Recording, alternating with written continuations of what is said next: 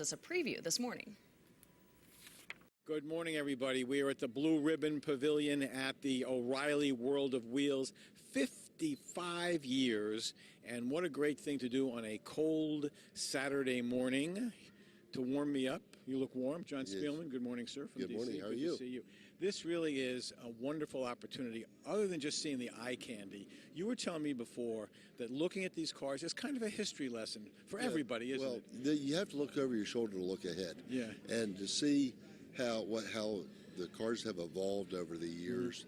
And the kids today can come down here and look and see, wow, I remember my dad had that car. I want to get one of those cars one day.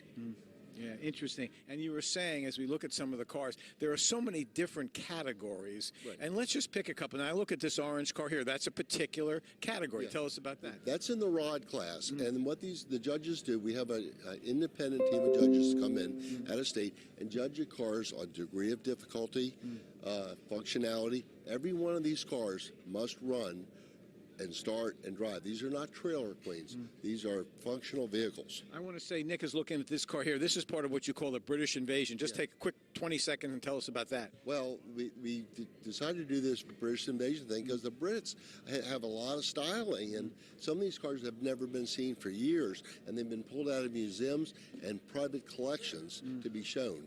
Okay, the cars are magnificent. You have some special guests, which we'll talk about in the next segment, but they include Richard Petty. And Chris Jericho. And Robert Mathis. Mathis. I'm glad I called you. That's right. We'll tell you all about that in the next segment. World of Wheels right here at the Indianapolis Fairgrounds. Do not miss it. What a great way to spend Saturday and Sunday. We'll be back.